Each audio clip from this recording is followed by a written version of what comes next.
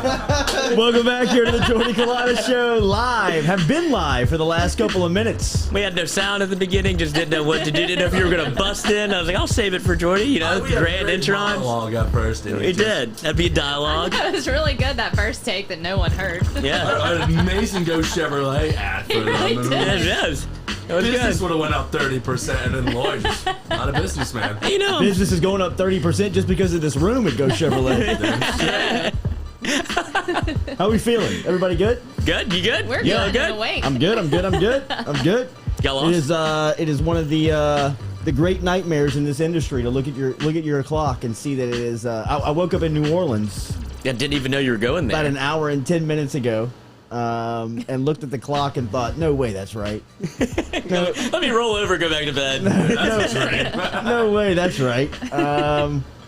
That's Kelly. I said, Kelly, you're right. Your clock's on time? And she was like, oh, yeah, they work. I got to get the hell out of here. Do you ever get to the point where you blame her a little bit? No, Are you like, why didn't you get me up? No, Because I some can't. people panic whenever they're late and they're like, well, where were you? You know I'm supposed to be up at this time. It's on me. I think I've told you guys, I've told you all and our audience before. I mean, I don't set an alarm clock. I mean, I don't do it. It wakes me up in a bad mood, and I have just a natural body clock that wakes me up. I mean, we could stay out, we could drink all night, we could party all night, but I'm gonna wake up at 4 a.m. and I did this morning. I woke up at 4 a.m. and I just rolled over and went back to bed. That's the worst. And when I woke up, it was 5:58. Cool. That's a record time to get here, dude. That's impressive. And I mean, I'm in Truck to get up fast. uptown New Orleans. I mean, I'm deep in the city. Where would you rate it on a scale of 1 to 10 of how many maybe legalities you may have broken on the way here? Here's the deal: there were two state troopers in front of me, with Tahoes that were flying. So I was thinking, should I get on their bumper? No, pace car. They're a pace Yeah, car. so like let them be the pace car and just see if they react. You know what I mean? Like, I mean, I'm gonna know pretty quick. They'll just pull over and pull me over. And coach, I got on their ass, and I don't even know if they saw me because I was 90 or drafting on their bumper down I-10. You just put the red siren on top of your car, like I'm with the Absolutely. boys. I mean, it looked like they were giving me a police escort yeah. at NBR. I thought we were going to like District 19 court this morning. I mean, Wait. people were just moving out of the way. It was like cutting through the Red Sea, dude. I mean, it was like awesome. a knife through butter. I mean, we were just cruising down. People would see us coming 200 yards in front of us, and they were getting over. I mean, it was awesome. You're with the boys. Yeah, right. Just kind of double gunning everybody as I drove by. Dude, that's happened to me before, but the exact opposite. A cop pulled me over and said Really? I was tailgating him on the interstate, and he was going probably 60 miles an hour, and I was like looking to get over, and I was just gonna. I'm not even like a fast driver, but like I was. I guess you could say on his bumper. I wouldn't say really, but he like stopped, flew on the lights, and was like, "Get over!" And I was like, "What are we doing here, dude? Like you're the one going slow." And he pulled me over and tried to give me a ticket for tailgating, then didn't show up to court. Really? Yeah, so I was like, "What? I mean, You're the one I going don't want to say it, slow. but you know what I'm thinking." Yeah, absolutely. All right, so it's good to see everybody this morning. Sorry that I'm late. We talked to you. Said John Peterson's going to be here. Tyrus Thomas is going to stop by. Oh, nice. In the 8 o'clock hour. We'll talk to Ty and pick up our conversations where we left off a little bit last week. And we will talk to him in the second hour today. Obviously, you guys touched on the news on Gavin Dugas coming back with LSU Baseball. And just to put it on the record, enormous story for LSU. I think very much anticipated for the LSU faithful to get the Louisiana native back into Baton Rouge for another season. But what that means for this lineup is scary to think about. I think we talked to Hunt a little bit about it yesterday, and he was discussing on just the power, the intimidation factor of this group when you talk about, you know, Trey Morgan and Dylan Cruz and guys that you know that are going to be there for next season, and then you add in key returnees like Gavin Dugas coming back, and then you add Jacob Berry to that lineup. It is really scary to think about what LSU could look like with their batting order and the offensive numbers that seem to be coming their way with the addition of Jay Johnson and his staff, as that was very much good news yesterday for LSU baseball, and I think much anticipated by the hometown crowd and by LSU Baseball followers, as Dugas yesterday tweeted it out right around lunchtime that it is time to go because LSU gets him back for another season. So that was spectacular news for LSU baseball. All-Star game last night. Uniforms were terrible, right? Yeah, I wasn't a fan. I did like the Dodgers one, but that was it. I like them. I always like the uniforms that y'all hate. So Really? yeah, I mean, I just people thought they said were- they I look like thought they were too PJs dark. or. Yeah, You do it on yeah, purpose. right. I like that though. Somebody But said I they look like pajamas. Yeah, that's what I just said. Oh, you said PJs? Yeah. that's also pajamas or Or jumpsuit. private jet. I mean, that's where my mind That's goes. not where I was That's where going your with mind the goes when you're uniforms. PJ. Yes, What? of course. Really? I like. I don't know what I do on the weekend. Jordy Culotta show producer. Exactly. Jet setting. Yeah, right. Wait, so do you prefer, we were talking about this pre-show, do you prefer like the, they wear like their uniforms, Like like their their club baseball? uniforms? Yes, Yeah. I love that. Yeah. I've always loved the home and away jerseys of the All-Stars in the game. Like one team be wearing their home squad, AL wear their home team, so they'd be the whites, and then the away team wear their road unis in the darks, and just kind of put them out on the field. I've always loved that look. I always thought that felt like a true All-Star game feel, with your own jersey and like a patch on the jersey to recognize that you're an All-Star. Yeah. To me is all, even in the NBA, I always love that. That's what Noah was saying. Yes, I Really? thought. No, because remember in the 90s, they, I think it was 94 when they played in Phoenix. The Phoenix All-Star jerseys are all time. The Phoenix All-Star jerseys are great. The Orlando All-Star jerseys with Magic Johnson one in with the blue and the whites with the All-Star logo on it. I thought was a fantastic All-Star game logo. Then they had like a Space Jam type uniform for one of the All-Star games in the 90s. Right, I guess it was right around Space Jam They when it should came have done out. that again. It's coming out in 3 days. the new Well, this will be Space the Jam. NBA. I'm Oh, talking you about don't watch it, NBA. though? I'm watching Space Jam. Yes. Yeah, absolutely. I'm going to take little Jay to see it. I heard it's good for the kids. Well, it should be. That's probably the one. Well, I mean, yeah, I always say that because Space Jam, the OG Space Jam, still holds up, like in Yes. my mind, no Yeah. matter how old I get. So I'm Yeah. wondering if this like plays to the new generation I think of it does. humor, like TikTok stuff Yeah. and things I'm not gonna want to see. Like the other one was just good old fun, Yeah. No, So- the old Space Jam is a classic. a classic. I mean, used to it's watch it every Friday. It's a classic. Have you watched it with Jordan? Yeah. Does I he- watched the old one, and then he'll be back from camp on Friday. Yeah. And it should be out, right? I mean, it's is it out? coming out the 16th. Yeah, Friday. Comes out Friday. So we'll go see it this week. I mean, he's been talking about it relentlessly. I mean, he's ready to go see it, so we'll take him. And Is go he a watch it for LeBron sure. kid? Not really. Really? What? Not really. Oh yeah, you got Jordy in the house I the mean, whole time. I'm And his ear, like, feeding- look I'm out, you feeding can't do that. Who does he like? Who's his? He loves KD. Oh, stop. Hey, Jordy. Loves KD. Bro, what? Everyone's kind of a LeBron. Loves kid, though. Russell Westbrook. Okay, that's more what I'd expect. Yeah. And a big Zion fan. Right. Big Zion guy. Yeah. Just picked up Zion's new shoes for camp. Oh yeah, he did. Which are sick. You gonna bust through him? They're great. He is. Who's that? Jay? Jay, yeah, I Yeah, mean that's brand that's new. the Zion calling card though. You get that Forrest Gump. He toe said he wiggle. was the only one with him at camp, though, Oh, one of one. which we love. We love to be exclusive. Yes. We Are love you it. worried that he's gonna come back maybe a little too cool for school? You know how sometimes I when caught the vibe last night. Okay. But he was in front of his friends. like, that's what I'm saying. You have to let that slide sometimes. Like Absolutely. I would do that with my mom sometimes, sure. and she's like, "Hey, I know what you're doing. Right. Rein it in." It's all good. So, yes, ma'am. No, I sent that. I sent the text message. Yeah. Afterwards. I get what you're doing, bud. That's And cool. I'm all in. I'm That's all cool. in. I'm all in. I'll be the cool dad. Yeah, right. But you know that doesn't fly. Yeah, you would do that to my face. Right. You know that's not gonna fly. But he seems to be having the time of his life, man. I caught a little hint of homesickness last night. Second night. But I told him you're at the halfway mark. I mean, really and truly, at this point, you're at the halfway point because we'll be there on Friday. Parents are coming up Friday around lunch to watch them play. So I mean, for all intents and purposes, you're halfway done, bro. Yeah, well, yeah, and you get the it wears off, like the glow of going to Yes, camp and seeing all absolutely. your boys, and now you might get in a little spat with one of your friends because you've seen them too much, and now you're just they're going through the grind of what camp is. And I kind of think that Grind of you know camp, you, yeah. you know It's a what 12-year-old problem. you know what dude. will escalate food. You know what will escalate homesickness is food.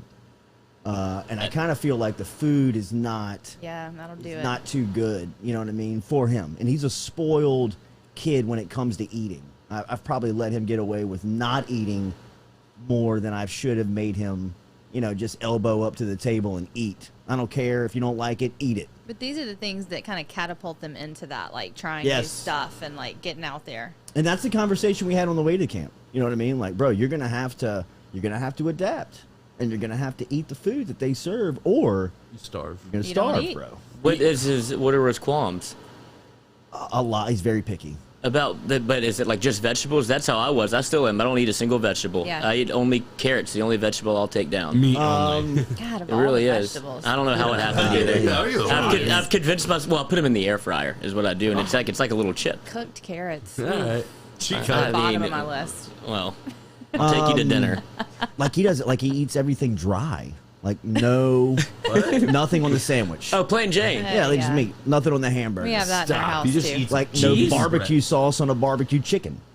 He's just No a- cheese. Absolutely no cheese. No He's just a cheese. dry guy. Yeah, he's just a dry guy. right. Like he could be a Mormon. Yes, exactly. Exactly. No sauce. No sauce. No sauce is for the guy. All right, we're going to talk to John Peterson coming up here at the middle of hour 2. Looking forward to that conversation. Of course, For the People Pod, as John will be here. We'll talk to him about what's going on this weekend with the Open. We'll get his thoughts on this golf season, and we will talk to him at 8:15 this morning. We will also talk to Tyrus Thomas coming up here in the 8 o'clock hour. Is he coming in? or He will calling come in. He will be here. He will be in the UDL. Ducking through that door. Ducking through the door for sure at about 8:30 this morning.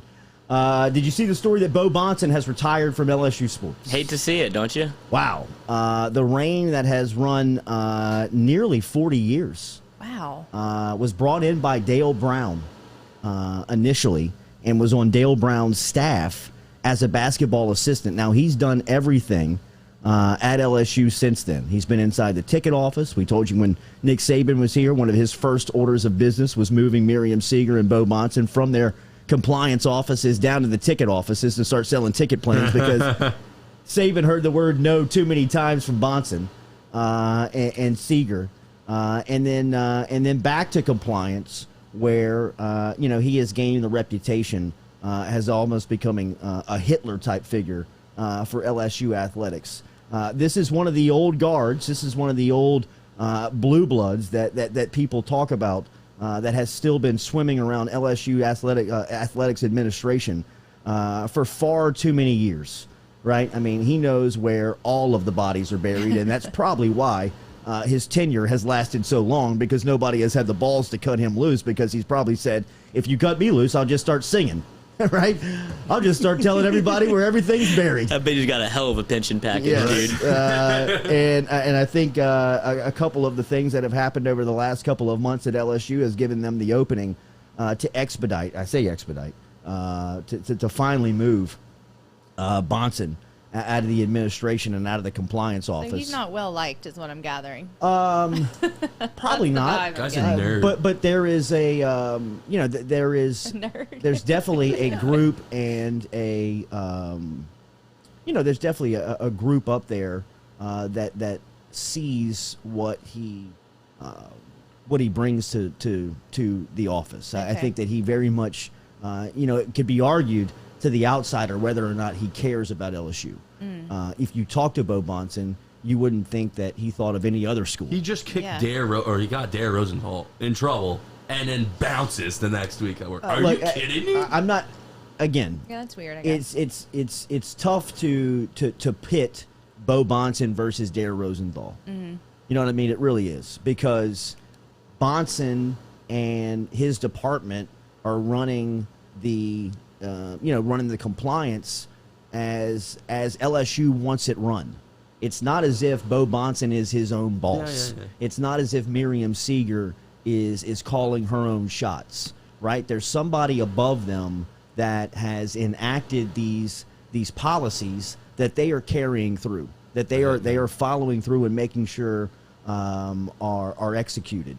Now, do the policies make sense? Not at all. Do you wonder why sometimes common sense doesn't come in and say, hey, do you really have to worry about something like that when your competition is doing this? And that's fair. But I do believe, and I have been the author of some Bo Bahnsen takes that not necessarily would be glowing for him. But I also do understand that he answers to people, or did answer to people, and that if those above him truly had a problem with the way that he was running his department and running LSU compliance, that somebody could have stepped in. And I think that is what one of the job tasks that Scott Woodward has been pointed in the direction to take care of. And as we've stated over the last couple of weeks, you can't just pull up to a compliance department on any university's campus and start axing people. You can't start moving people when your administration, when your department is under investigation. You just can't do it. I mean, I've been told, like, you can't do it from the sense of NCAA, just looks down on it and will throw up red flags and will start to even investigate more than they already are. But it's a policy that LSU has in place. If you're under investigation and there is no means to fire you, if there's no grounds to fire somebody or move on somebody, then they have to stay employed because of just what the ramifications could be if they were to stay involved with LSU. Now, like I said, some of the stuff that's popped up over at LSU the last couple of months has been really bad, both from a public relations standpoint and from the inner workings of the organization, of the university. And I think that gave them an opportunity to move on Bo Bahnsen. And I think that this is a day that has been talked about for a long time. This is a day that people have been looking forward to. But in the same sense, you do have to understand that Bo Bahnsen's an LSU lifer. At his core, though we could argue and debate, he does love the university. His wife was the golf coach. His son is a student assistant on the basketball team. They really do bleed purple and gold. So he's like Dean Pritchett from old school. Yes, he's Jeremy Piven. He's Jeremy Piven. Exactly who he is. You don't want him around, but right? he thinks he's doing what's best for LSU. He thinks he's doing. Jeez. He thinks he's representing. Did I know who's going to replace him? No, Internal? I'm sure they do. Nobody would be great. I'm sure they do. Nobody. Maybe Jay Johnson's wife. Yes, she's done it before. Yeah. Oh, really? What? You think that's what's happening? Could be. Where does the role of Do you know? No, I don't know that. I would say so. Where does the role of compliance go with name, image, and likeness? What is their job now? Essentially, that's what they were doing. Is into the great wide open. Like, I don't think we're seeing it now. They have any idea. They're looking to the Grand Canyon. I have to do all that. I mean, just where do you start? I would love to go back to the ticket office. Yes, actually, absolutely. Is there an opening down on one? Yeah. I can really sell these ticket plans. I feel I can do this. I check the resume. They buried that thing on his resume. By the way, when you look at him on LSU, whatever, like his little bio, it's like worked for 3 years. And then back in compliance, it's so funny. It's like he definitely went back in and he has the password to the back end. Yeah, and he was like, I'm changing this. Nobody wants to know about that. The guard that has been at LSU for a long time, like the Bo Bahnsens of the world that have been there forever, have seen so many regimes come and go. The day that Saban left was an epic celebration. Ticker tape parade. Skip Burtman was leading it. Bo Bahnsen was the vice president of it. Miriam Seeger. All of them, the old heads that had been around LSU for so long and had made it through so many people. The day that Nick Saban left was, they were throwing frat parties. The day that he was out the door. They were probably playing Scrabble together or whatever Bo Bahnsen wants to do. In their world, it was a fraternity party. Last night was epic. It was awesome, bro. It was awesome. And little do you know, Nick Saban's on the Pictionary. Twister? No, let's not get crazy. You can only have 2 drinks here. That's 2 drink maximum. So shout out to Bo Bahnsen as he is on his way out. And I think this is a day that many LSU fans will celebrate because it's a day that's been talked about. for a long time. And speaking of one of the former employees of LSU, Les Miles continues to step into his own crap as Miles. I mean, who is this guy? A joke. Les Miles. I mean, this guy is there. Have you ever seen more of a narcissist, more of a sociopath than some of the things that come out on Les Miles? I mean, the stories on the females, as grimy and as creepy and as old and perverted as the stories sound. I mean, to think that he got away with this at LSU for as long as he did, then to have the audacity to go to another campus and try and cover stuff up the way that stuff is coming out in this Kansas story. I don't know if anybody, if people have read this, if people have been updated on this, but Les Miles at Kansas basically was covering up a lot of bad stuff from a couple of guys on the team that were when it came back down to it, were bullying another player. I mean, it went as far as one of the guys loosening up all 4 of the lug nuts on one of the players' car.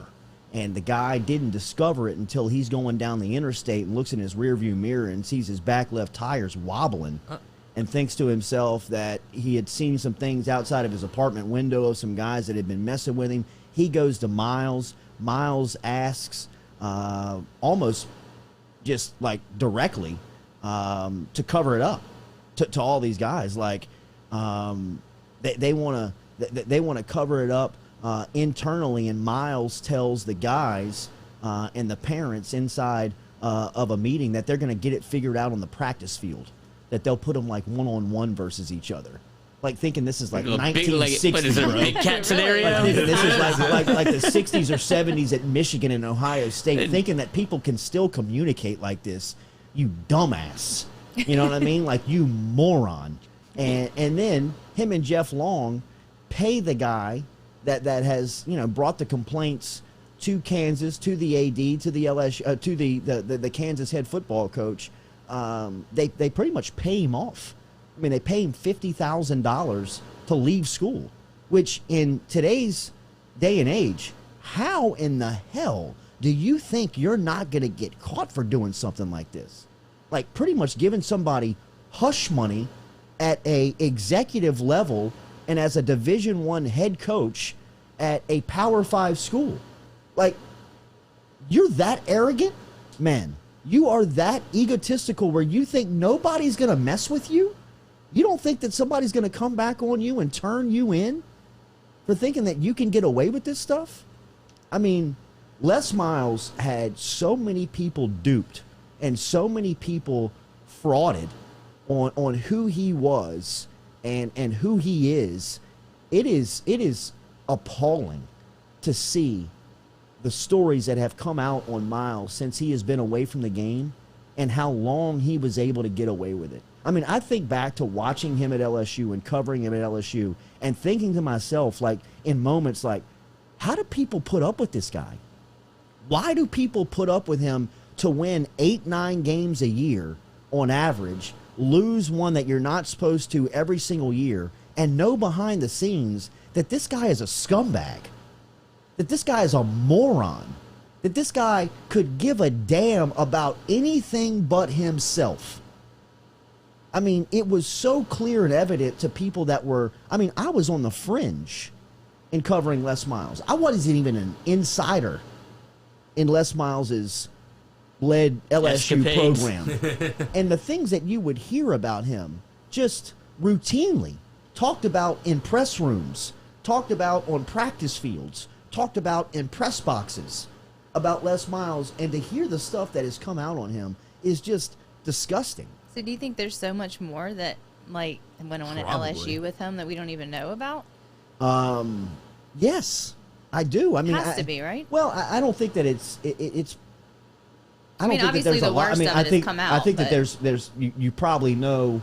You get an idea of who he is. Yeah. You get an idea of who he was while he was here. I mean, that's That's who he was the entire time. Yeah. I mean, he was as entitled, as egotistical, as narcissistic, as looking back on it, as sociopathic as anybody that has come through here. And the disgusting part about it is he didn't do anything to deserve it. Mm-hmm. I mean, it would be one thing if Nick Saban was walking around Tuscaloosa beating his chest and telling everybody of what he's done and then trying to cover up what he's doing behind closed doors. But, I mean, this clown, he couldn't even close recruits in Baton Rouge.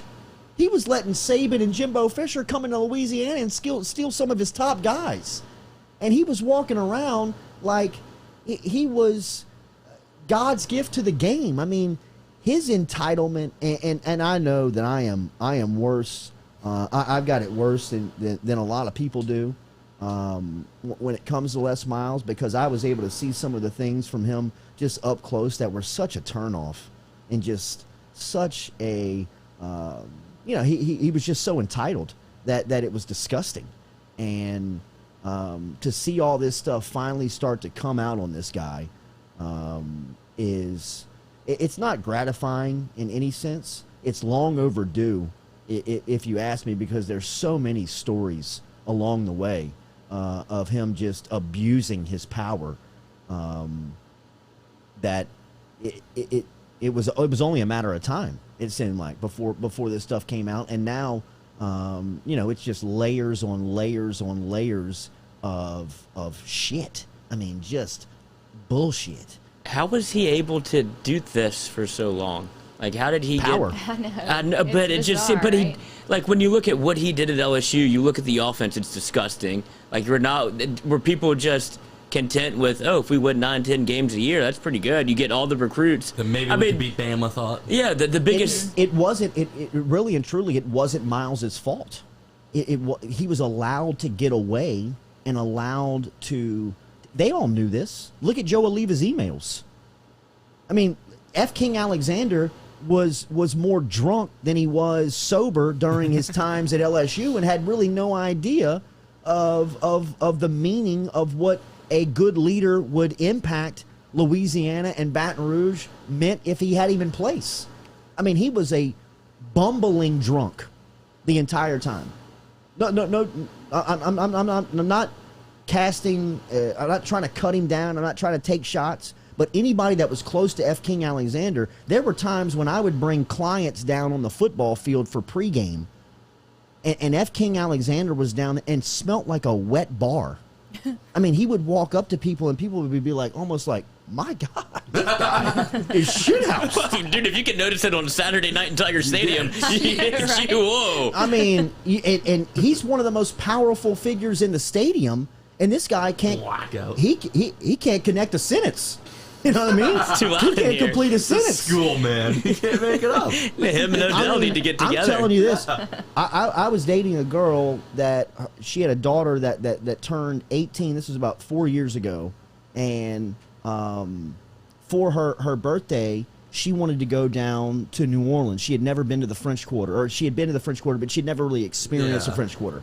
So she asked her mom to take her and a couple of her friends down to the French Quarter for a day trip. And they went down there and ate, listened to music, kind of did the French Quarter experience.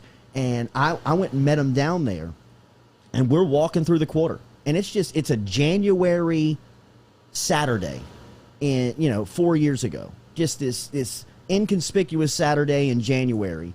And we're walking through the quarter, and we come to a corner in the quarter where we're waiting to crosswalk, and right next to us, like, I turned my head, and standing like where Katie is compared to me is F. King Alexander with a hat on low, and he's leaning up against the post because he can't stand up straight. He can't walk. It's 2:00 on a Saturday afternoon, and the dude is by himself. Himself. And I tell one of the girls who's going into college the next year, I'm like, where are you going to school? And she's like, well, I think I'm going to LSU. I'm like, cool, there's the president right there. F. King. He like turns around kind of like, yes, I got recognized. and kind of like looks at us, and I'm like, she's going to LSU next year. Kind of like wanting him to say something like, she's going to be on your campus next year. And it was like a drunk kind of like, like thumbs up, head bobbing, kind of like walking backwards. Makes me like him. Bro, like, look at this guy. Look at this cat. I mean, on just this Saturday by himself, cruising in the quarter as LSU's president. That is ballsy, man. That's a hell of a play. Might be it on F King. I like this. I like this move. He had the balls. He's a blackout booze ball. He had the balls to ban alcohol from LSU and Greek life. Whoa. Oh, you're right. No. Yes, absolutely. That's who that guy was. That's who that guy was.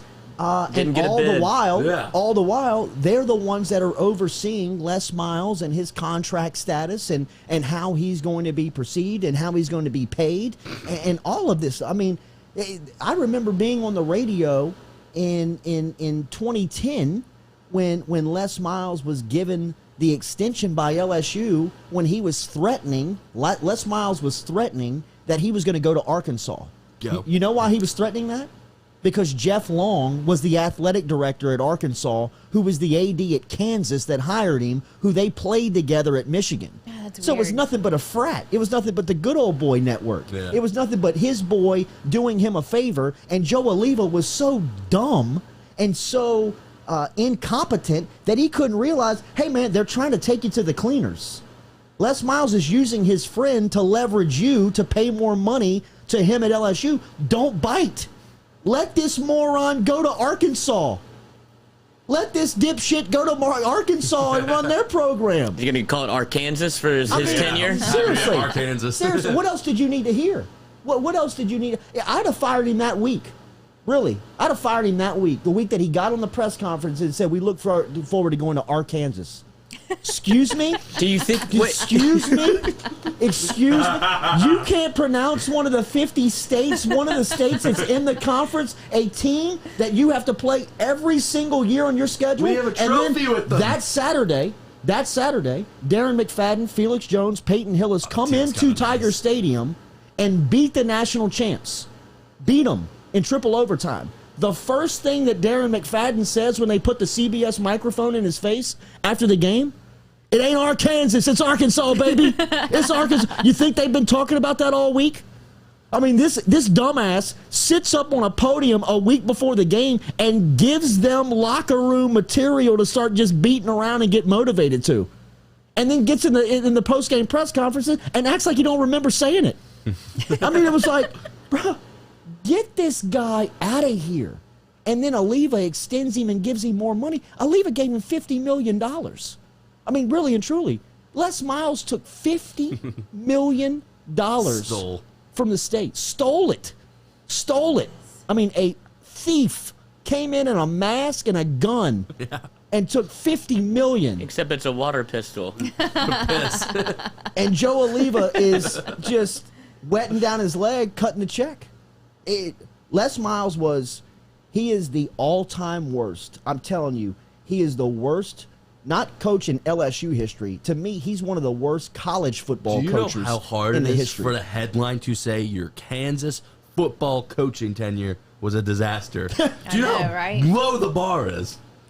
Yes. I mean, and that's and who they were he like, is. that was bad. Maybe he was playing the long con here with the Arkansas. He saw so far into the future. That's what I was he was thinking. like, if he says Kansas enough, he'll have a job down the line. Lloyd, my mind. do not give that guy that type of credit, bro. Don't allow yourself to get into a headspace to think that he is that smart. I'm telling you, he's got to be the dumbest football coach of all time. He couldn't complete a sentence. He couldn't pronounce the name of a state. He ate grass. You know how stupid it is to sit there and eat grass? People thought that was endearing Dude, at the time. That was so dumb. Yeah. Like because he was quirky and weird. He was that coach. ESPN made a whole commercial about his it. hat, his shoes, The hat, yeah. shoving his finger in his ear, looking was at all a thing. the. I mean, Certainly wasn't looking at the play clock. I know that. Yeah, that thing keeps going down. It's unbelievable. So where does he go from here? Where does he go from here? Jail. To jail. What happens to Les now? I mean, who cares? Get him out of here. Get him out of the limelight. Just Get him out of the curious what you spotlight. think. I mean, he will never coach another football game in his life. I mean, I think that he has probably suspended all television interest that anybody may have had on him. I think that he goes into some dark hole and just melts away. I mean, he's not going. I would expect him to be booed the next time he came to LSU. I mean, if you recognize the 2007 or even the 2011 team that went to a national championship game, if you were to recognize them in public, in a football game at a halftime, I don't know if Miles would even be applauded at this point. I know he wouldn't for me. I mean, I know that the people that I talk to after I go on some of these rants, they're like, I feel the same way you do, man. I mean, like it's I know that there is a contingency out there that still believes that he is a good dude and a family man. I mean, Jesus, the family man stuff, the family man stuff is just amazing to think that people even bought into that. But I mean, the more that these stories go on about Miles, the more you see just of how narcissistic and sociopathic. I mean, really sociopath that he is. I wonder if he is. I mean, not even. Yes, he is. Not even like. No, what if he might be diagnosed? Like, not even offensive line coach. He can't go to any staff because every story about him follows him wherever he goes. He'll have to wait for. I don't know if there's an amount of time. I think he's done. How old is he? Is he 70? It's not 70. He's pushing 70. If I mean, he's not. Around the room. I say 70. I thought he was 69. Well, I mean, Nice. 67. 67. 67. Why that came into my head. Oh yeah. Oh yeah. Daily, we're brought to you by RMB Builders. Remember Rhett and his crew She was on time. at rmb-builders.com. right on time. Yeah, right. rmb-builders.com. You want a custom-made house? If you need anything commercially done around the office, they can help you out. Get in touch with them today over at rmb-builders.com. Rhett Bourgeois and his crew do great work. The reason why we stayed in New Orleans last night was the paint, bro. The paint. You didn't want to get high? It's something inside the house, It is pungent. He was asking me, he's like, do you think I could sleep here? I was like, oh, you can sleep here. You just wouldn't be able to wake up. There he is. Tea time. When we come back, Tyrus Thomas on set with us here. Continuing our conversation from last week. We'll be back with more of the Jordy Culotta Show live here, presented by Go Chevrolet. What up, T?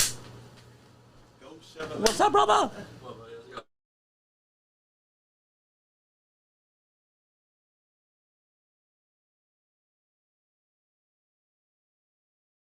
Are you self-employed? Then you need to learn about Angel Oak's Home Loans Bank Statement program that they're offering, which makes you eligible as a self-employed borrower to purchase or refinance a home without requiring a tax return. If you want to learn more, get in touch with me. Email me, jordy@jordyculotta.com, to learn about the bank statement loan program offered by Angel Oak. jordy@jordyculotta.com to learn more. Gearing up for spring and summer down here in South Louisiana, and you want to keep your lawn maintained during these sunny seasons, get in touch with our friend Blake Abear over at Abear's Lawn Maintenance, where he says, you grow it, I mow it. 225-485-8022.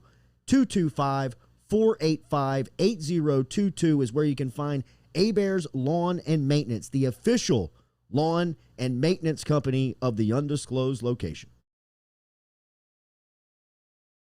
Go Chevrolet is proud to announce Go Express Auto Sales, the new used car lot located in the capital city of Baton Rouge, Louisiana, at 11522 Florida Boulevard. Go Express Auto Sales is online at goexpressautosales.com, or you can search them on Facebook and social media at Go Express Auto Sales, the newest addition to the family of Go Chevrolet. Remember, Go Chevrolet is located down in Laplace, Louisiana, but now welcoming aboard Go Express, the new used car lot located in Baton Rouge, Louisiana at 11522 Florida Boulevard.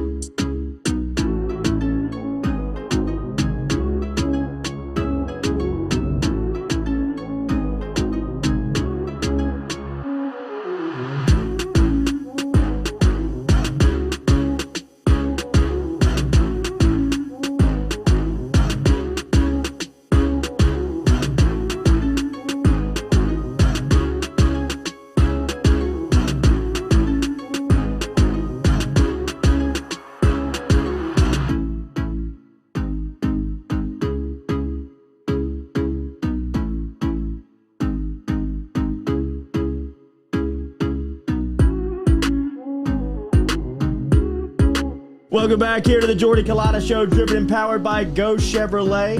Remember, stop in and check out Red Stick Sports. Our merchandise is up there. Jordy.itemorder.com is where you can find them online to get all the merchandise. As you see the man, Tyrus Thomas is here. Back after last week. Everybody loved our conversation with the Baton Rouge native. Doing great things in our city. And former NBA player here joining us as we got some cool events coming up around Christmas time that we're going to tell you about. Some basketball tournaments that Tyrus is heading up that we are a part of and looking forward to that. Great to see you again, T. How are you, man? Good to see you. I'm good. Indeed. I'm good. I didn't know if he was headed to the Olympic team because they need some help. Yeah. They figured it out last night. Oh, they finally got it? They're good? Who they beat? Argentina last night? 28. Yeah, they beat them by 28 last night. Nigeria not bums, though. I mean, they just got waxed by 30 last night, too. Australia. But Nigeria wasn't a team of bums. I know. I don't know why people thought that, KD.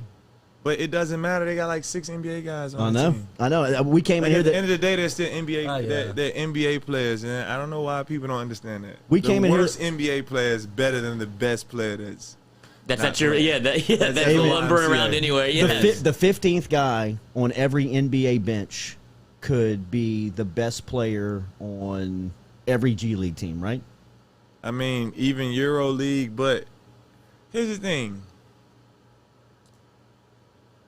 For the most part, guys that are in the league deserve to be there. So a lot of it is opportunity, timing, position.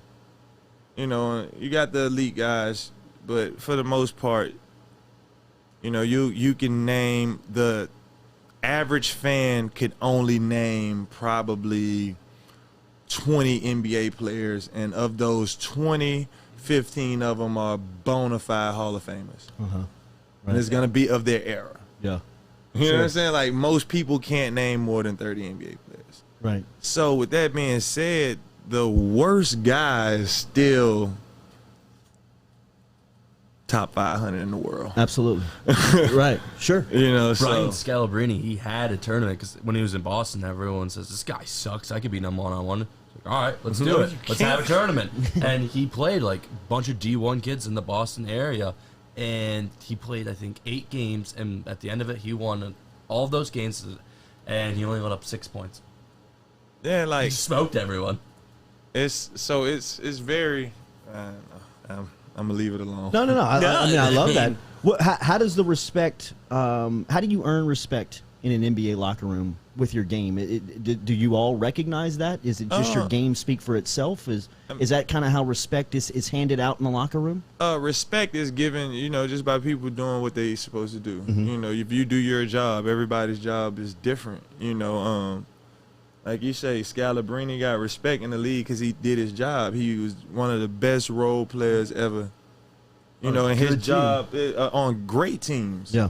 And, you know, that takes it far, even if your job is to, you know, like, you earn respect on a team, even if your job is to be the best practice player. If your job is to be the best scout player, guys are going to respect you because you are preparing them to get in the game and David Fleshman. David Fleshman. You know, like even now you see, like, he took his role to the highest. Like, you know, he would be on us, but that prepared us for the game. Like, so, you know, and that's with, I think, any level of, you give the respect, not so much if you score, if you do this or that. It's just doing your role, doing your job. You played with Kwame Brown. I did. Do you see the stuff that's happening with him in social media a sign of the disrespect that he may have felt in the locker room coming back here a couple of years later? Is that what he is?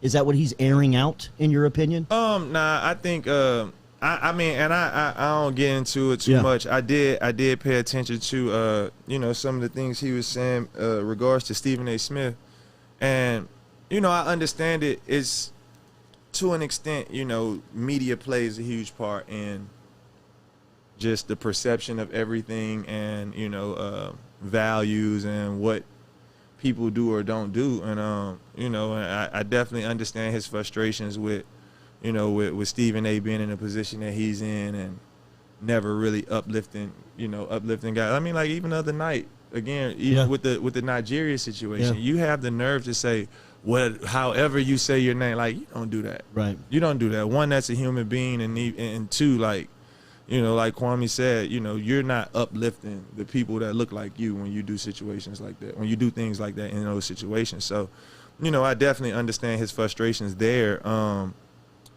But I mean, I don't, you know, to each his own. Everybody has their own truths. Everybody has their own, you know, stories to tell or reasons for why, you know, they feel or went through certain things. So, yeah, I don't know. I can't really dive into his situation much. Yeah, he speaks with a lot of conviction, though. I mean, you can tell that he's a very passionate dude.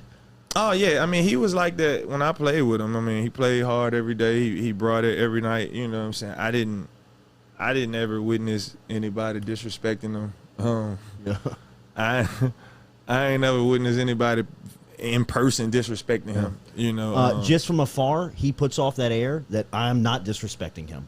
You know what I mean? He seems like a very much a dude that could hold his own, and if he got his hands on you, you'd be in some serious trouble. About that action. Like, I done seen him get into some rebound tussles, and it's just like, or even just at practice, you know, just getting into a rebound tussle with him, it's like, man, you take it. You got jump ball, dude. We're good. If we ever get into a real scuffle, I'm gonna have to get something. I'm gonna have to get something to crack you across the head. But not, you know, so. But he's the truck. You know, he's that guy. He never, you know, he carries himself like a man. He never was disrespectful towards anybody. So, you know, how I am, I've always had mutual respect for anybody that respects me. So. Sure. I've got Lil Jay signed up for the Hometown Heroes Camp coming up at the Sports Academy on July 24th. Talk about how important it is for those types of events in our city to bring together guys like you, Garrett, some of the former faces that people recognize within the city, and reach out and touch the youth. I think bigger than just the reach out and touch. I think the awareness, because I think sometimes as hometown heroes, you get devalued in a sense. Like just because you're labeled as a basketball player? Not is that you're labeled as a basketball player. It's almost like you're accessible. So the value for what you've been through or what you know, people here have watched you grow up, so they don't look at you in the same respect as they, you know, look at other people in those realms. But, you know, I think we need to start. I think this camp should catapult the conversations and just starting to highlight our success stories more. To allow these kids to see that people from, you know, like we had two guys in the Eastern Conference Final, in the Eastern and the Western Conference Final. We had Skylar Mays and we had Langston Galloway. Two kids that played at Sports Academy. Yep.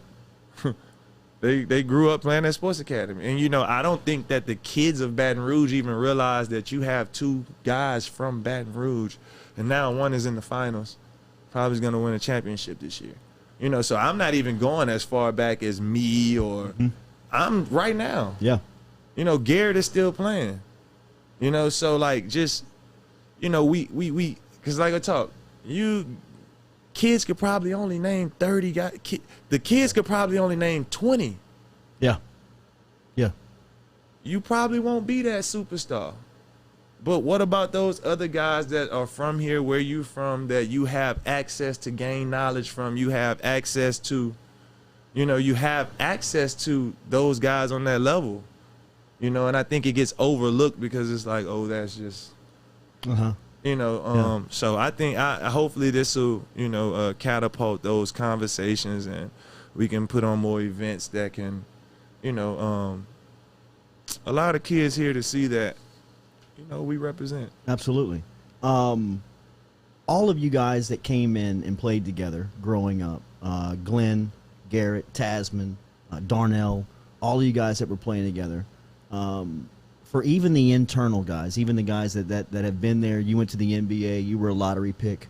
What do you think when you see Garrett Temple's career and to see him still playing at such a high level and has the respect that he does in the league? I saw an interview with a Brooklyn Nets insider who's writing a book about KD and Kyrie, and one of his he said his best interviews for the book was Garrett Temple because of how he was so direct, he was so honest, and he was so respected by his peers, by the others. Now, he may have said too much, and Kyrie may have said, we don't want him talking like that, and maybe get him out of here.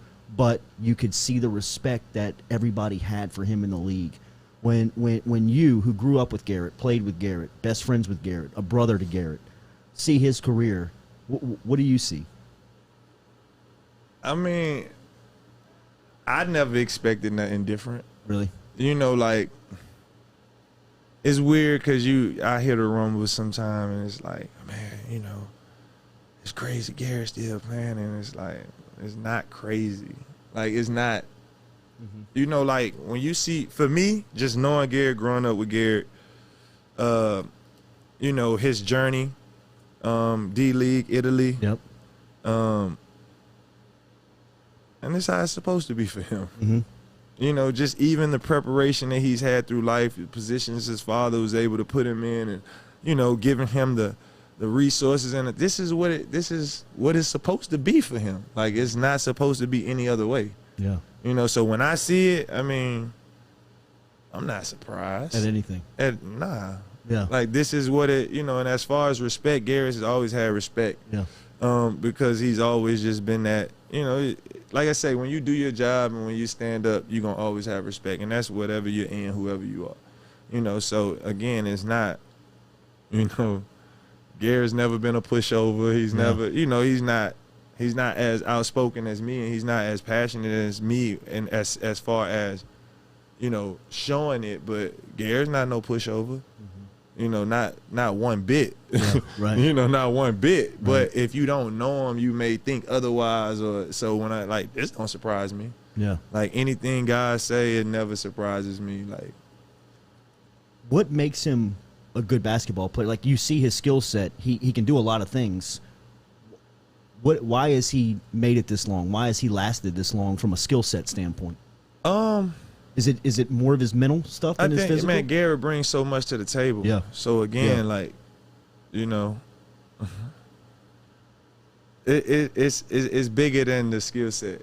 It's bigger than just basketball. Garrett brings a lot to the table. Yeah. You know, if I'm a GM, I mean, I understand why you signed Garrett. Right. Not only can he come in and do his role on the floor, he's going to do everything to help the organization, everything to help the team and his teammates become better human beings, become better people. Right. You know, so, I mean, it don't surprise me. Like, it just, like I said, it just is what it's supposed to be. I'm looking forward to our tournament around Christmas, around getting that going. Yes. You and I have some money and some sponsors to go see to get that going, but that's going to happen. Yeah. What's the gist of what the city will see? So the city will see. Right now I think we have 13 teams committed. Hopefully I can get one more. And the idea is for us to be able to showcase our kids. Right. We want to give our kids the best opportunity possible to further their careers. So now we can now help advocate them to those D2s and NAIA schools that don't necessarily have recruiting budgets. So we can help recruit for them. You know, that again, although I'm coaching at Liberty High, man, I advocate for the kids of Baton Rouge. That's my ultimate goal is to continue to push out and help push out these kids. And you know, they're not all going to be basketball players, but they're going to be our politicians and our doctors and our, you know, just our leaders of tomorrow, you know. But we gotta help them. We got to help them, you know, see something different than what they normally see. Absolutely. Tyrus Thomas is somebody who is connected to our city. He is from the city of Baton Rouge, and he cares about Baton Rouge. He wakes up every single day trying to create a difference in the youth of our society, in the youth of our parish, and it is very respectable to see his fight every day, and we are glad to be alongside him He is a great friend of ours and will be here weekly with us on the Jordy Culotta Show, and we'll be talking about all types of issues, whether it's basketball or sports, whether it's stuff that's going on within our community that we can help out with. In fact, he's leaving here to go to a meeting downtown, which we can help the youth, and Tyrus will be front and center in that room this morning. So it is always great to see you. Love you, bro. Love you too, see bro. you soon. I will see you next week. Tyrus Thomas with us here on the Jordy Culotta Show. When we come back, we'll talk to John Peterson. Remember, daily, we're brought to you by Johnson and Spillers. The Jordy Culotta Show rolling on here. Compliments of Go Chevrolet. Man, I thought you was finna say John.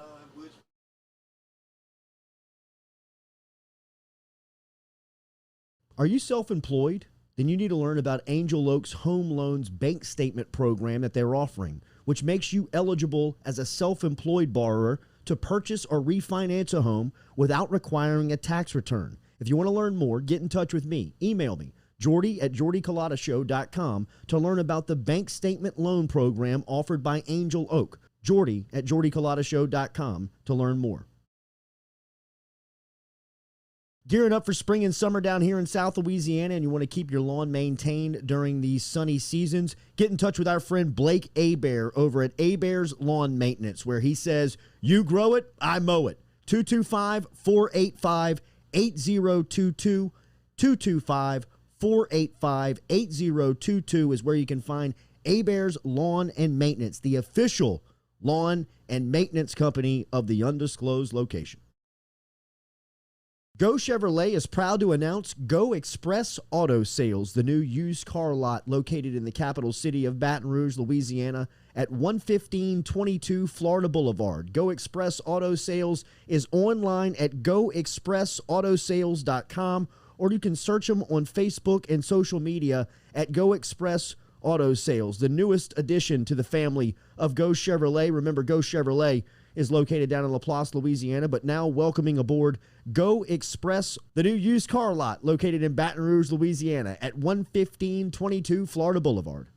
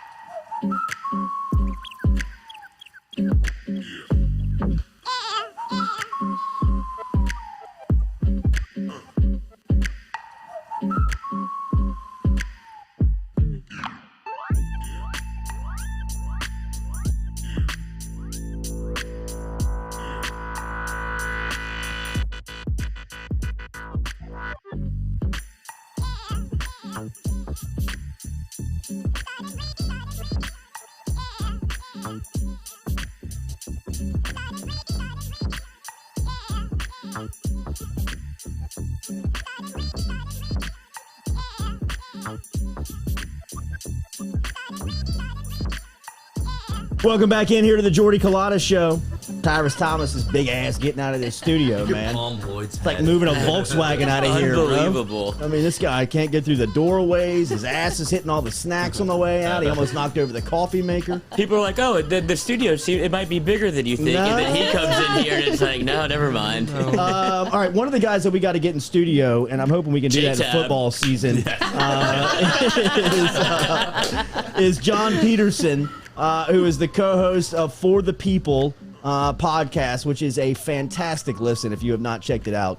I am picking up a pair of the newest shades that is the sponsor. Have you seen this? $25 shades that look like they cost about $130, $125. What's the brand? I'm about to get Peterson to talk about them here. Okay. I believe it's Good R. Oh, yeah. Gooder. Gooder A lot sunglasses. of my tennis friends No, wear they're those. Shady Rays, no free ads. JP, who's rocking a hell of a Fu Manchu right now, has got a great mustache. Look at this thing. Dude, he's very bold with the don't look, see and I it. love it.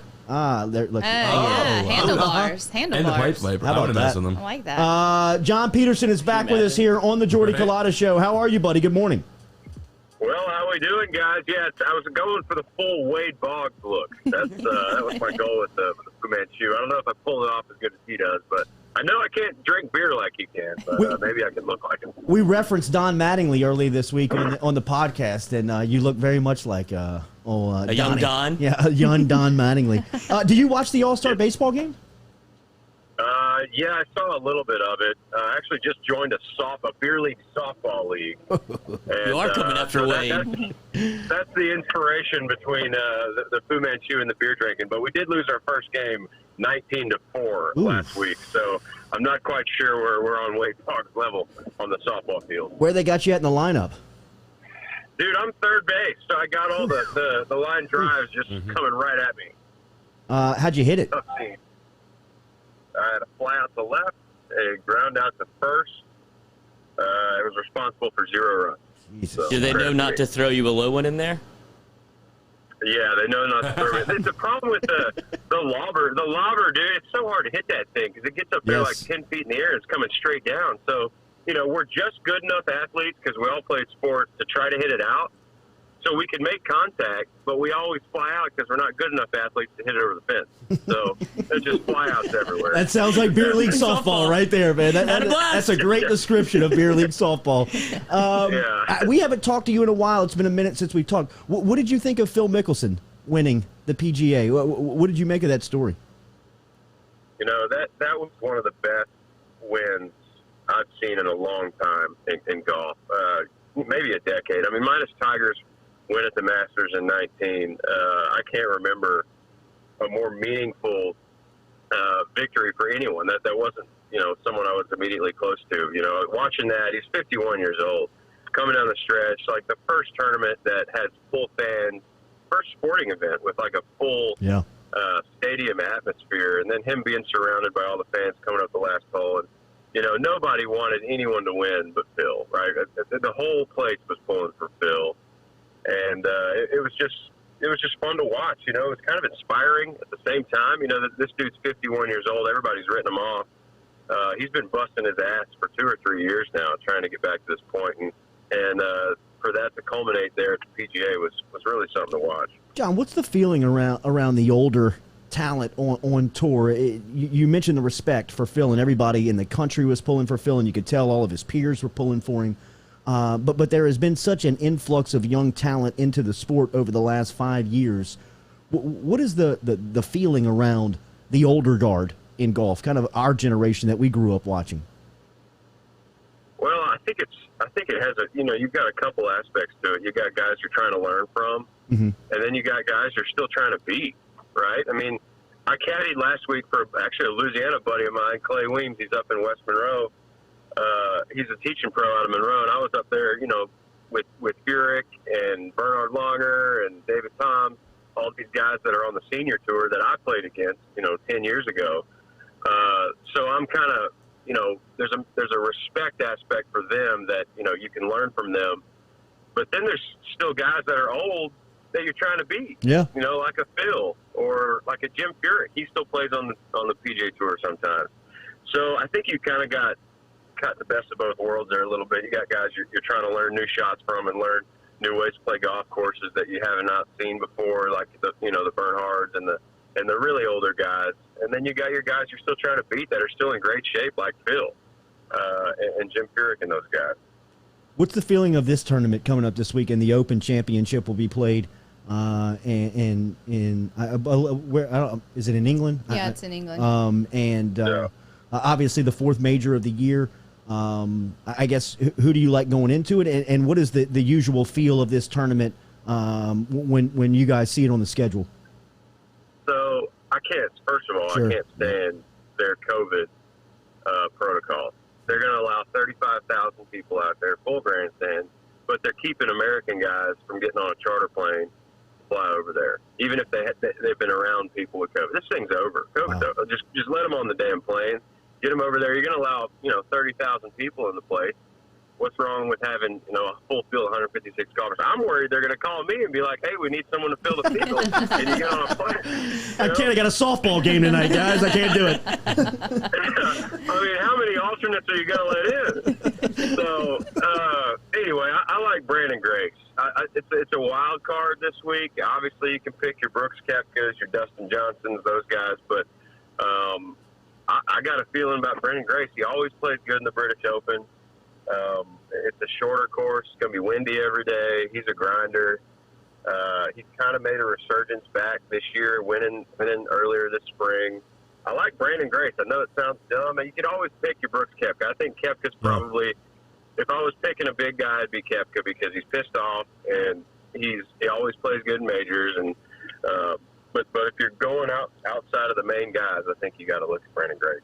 You just mentioned Brooksy there. Do you what's your feeling on this Brooks Koepka versus Bryson DeChambeau thing that seemingly played out for maybe a little bit too long?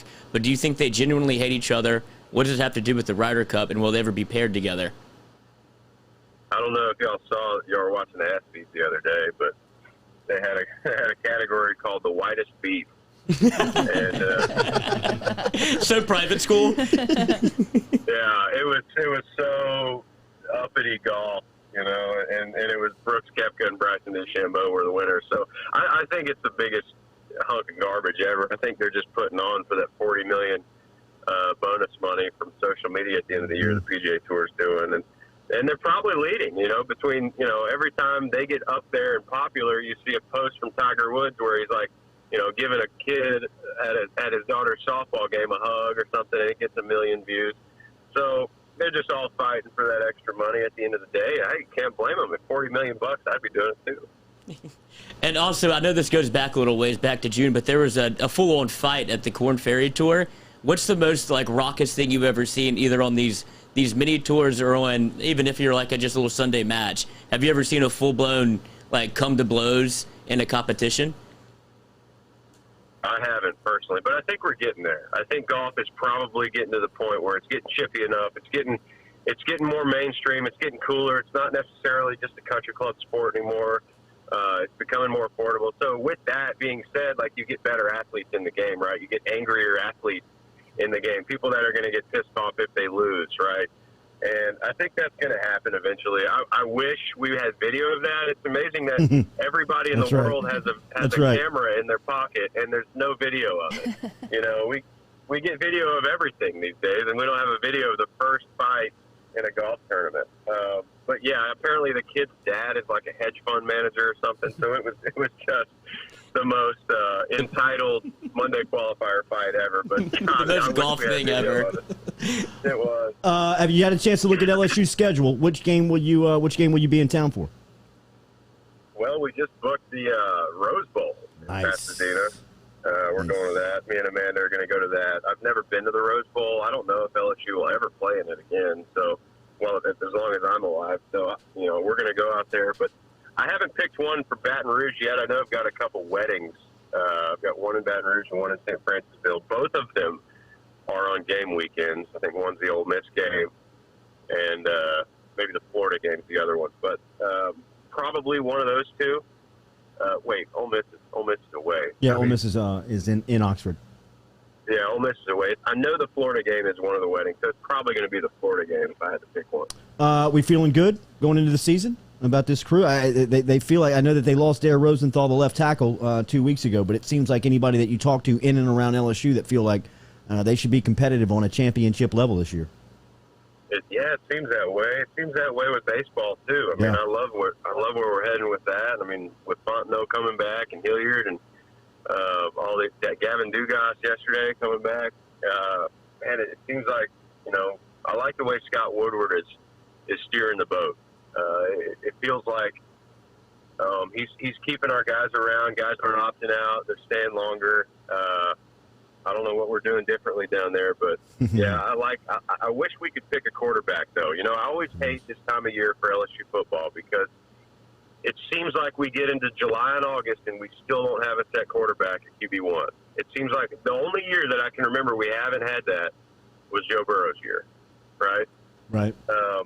And maybe Jordan Jefferson years back. But this is the, you know, I just can't stand this time of the year for LSU football because we haven't picked a quarterback. I wish we could dial one in, be like, here's our guy, whether it be Miles or Max, pick one and let's roll with it. Put your money on Max Johnson there, JP. I think that 14 is going to be the guy going into the fall. I do. I think that he just gives defensive coordinators too much of an option or too much to think about when game playing. I think Miles Brennan is a pro quarterback from an arm strength standpoint and can make every throw that you would ask him to. But I think that football is just too much of everybody has to be a threat these days, including the quarterback. And Max Johnson is close to a dual threat quarterback as LSU has on the roster. And I just think that at the end of the day, he makes it more difficult for DCs to come up with a plan against LSU's offense because it's a lot like Burrow's year. If they can figure out, the second, third playmaker behind Keyshawn Butte, the quarterback position, though it is very hard in its approach. Playing it at LSU this year would be fairly easy, and just spreading the ball around to the talent and letting them make plays, I think is the formula. And Jake Peets is the guy. So I love Max Johnson in the competition, and I'm like you. I hope that they can settle on that early enough where you can get them prepared for that opening game. I like Max because he's a winner too. I mean, he won all three of those games he started last year. And then, the Florida game was, probably our biggest moment last year, I think, and going in there and winning that game. I think you're probably right. I know Miles Brennan can sell some Cane's chicken tenders. Yes, he can. But he may not be the guy this year. So, I think Max, well, obviously he's only a sophomore this year, right? So we're going to have him at least another year. And Miles is gone after this year. So, I hope you're right on Max Johnson. He would be my favorite if I picked one right now. Pivoting back to golf real quick, we just watched the match with Phil, Aaron Rodgers, all those boys. If you could pick your dream match tournament, maybe put on like an HBO type deal where it could be unfiltered, who are the three guys you're going after, or four if you don't want to put yourself in there? It'd be me, Kevin Kisner, Pat Perez, and John Daly. Make it happen. Make it happen. HBO, get on the horn. Live stream it for the people. What about Daly's kid? That would be ridiculous. It would be a ridiculous 18 holes, but you can't. Yeah, you'd have to have pay-per-view because it would be outrageous. Have you played 18 with Daly? Have you played 18 with Daly? Yeah, I've played with all those guys. What's he like? With Daly? Yeah.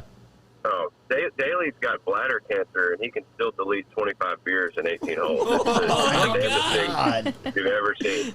Like, he does not care about his bladder cancer at all. He's the most for-the-people person you've ever met in your life. Is a side effect of bladder cancer having to pee every hole? I mean, 25 beers in 18 holes. Does he have to pee every? What does he got to pee every 30 seconds? He's got to have a bag. Is he catheter bagging? Yeah, probably. I mean, obviously, I'm not watching that. But it is. It's the craziest thing. Like everybody thinks, he quit drinking years ago. He just drinks Diet Coke. No, that's not the case at all. Wait, with you and Kiz, is it more beers or birdies when y'all play together? Oh, it's beers for sure. But I mean, we'll make a bunch of birdies. Like he gets better as he drinks. I get worse. I go the other way. Most people get better because they stop thinking about it. I'm like, I got to have all my ducks in a row or I'm terrible, So I'll drink 4, 5, 6, 7, and then I'm just awful. Oh, you got everybody else seems to get better. Yeah, you got too good to where drinking doesn't help. Mm-hmm. That's right. That's what we'll blame it on. That sounds good. John Peterson from For the People Podcast. Make sure you are following them on Twitter to keep up what's going on. At ForeThePeople is where you find them on social media. Bro, I'm about to sign up for some Gooder sunglasses. Congratulations on the new sponsorship. Thank you. I got them on right now. I lose 4 or 5 pairs of $250 Maui Jims every year. And these guys reached out to us. I guess they heard us and were like, hey, let's do a deal. So we said, all right. Now I've got 10 pairs of gooder and they cost me, $400. I don't care if I lose one or lose one at the bottom of the lake or delete 20 beers on the back nine and leave them at the golf course. Doesn't matter. So, we got FTP 15, take 15% off your order and basically makes them free. They're so cheap. Beautiful. FTP 15 is the code over there for your discount at Gooder Sunglasses, and make sure and check out For the People podcast as the co-host John Peterson here, back with us on the Jordy Culotta Show. Looking forward to our next stop, man. And when you get in Baton Rouge, look us up. Thank you for the time this morning. You bet, Jordy. We'll see y'all later. All right, man. There is Johnny P checking in this morning from Dallas, Texas. He is all-time personality. Great personality. Would have cleaned up in name, image, and likeness. Not cleaned up, but I mean he would have had contracts just with his person. I think that golf is a good name, image, and likeness approach. Avenue. Just go play with them. Yeah. Because of just like the opportunities that you could have. I mean, you could go out there. Maybe $50. I'll play with you. Yeah. Just shoot some footage and have some great social media content, or you get lined up with a guy like that who's got good personality, who can really promote and help you out. 20 beers with him. That sounds like a blast. What about the other guy? 25 beers. John Daly, bro. Do you know who John Daly is? Old golfer, right? Yeah. But I mean, golfer. 55. Right? You don't know the legend. You don't know the legend of John Daly. I don't watch golf. Yeah. I don't know if you have to watch golf to know John who Daly is. transcends time and sports and apparently bladder. Tiger He's just ignoring it. I love that. And divorces. Yes. Just another one. Line him up. He drinks Diet Coke. He does. He yugs Diet Coke also, but it's smoking heaters and he gets a golf cart. He's so adored by the fan base that they gave him a golf cart to let him play because he just doesn't want to walk anymore. Good for him. How old is he? I mean, he's dead soon. 50? Dead soon? 55? Soon, like He's just ignoring a major health issue. I think he might be dead soon. Just living life. Yeah, I would do the same thing. That's what I do. I haven't gone to the doctor in years. Yeah, I don't know if he's ever really paid that close to attention to his health. I mean, if you follow John Daly, he's been.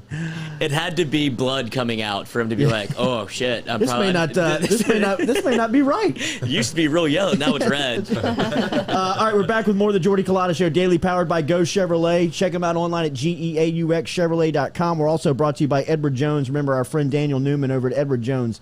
Daniel.Newman at EdwardJones.com is where you find him online.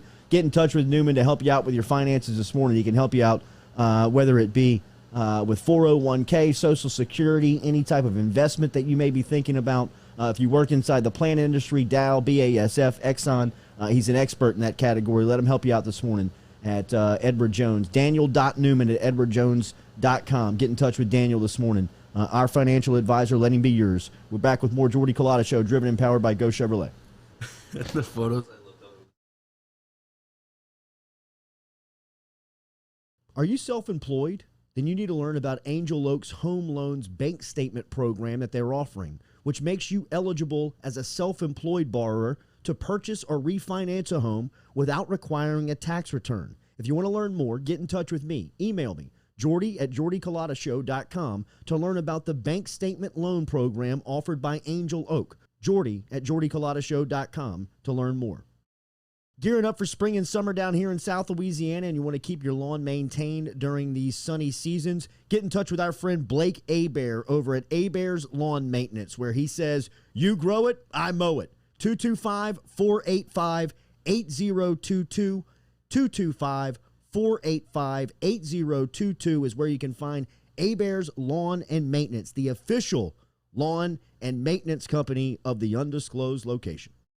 Go Chevrolet is proud to announce Go Express Auto Sales, the new used car lot located in the capital city of Baton Rouge, Louisiana, at 11522 Florida Boulevard. Go Express Auto Sales is online at goexpressautosales.com, or you can search them on Facebook and social media at Go Express Auto Sales, the newest addition to the family of Go Chevrolet. Remember, Go Chevrolet is located down in LaPlace, Louisiana, but now welcoming aboard Go Express, the new used car lot located in Baton Rouge, Louisiana at 11522 Florida Boulevard.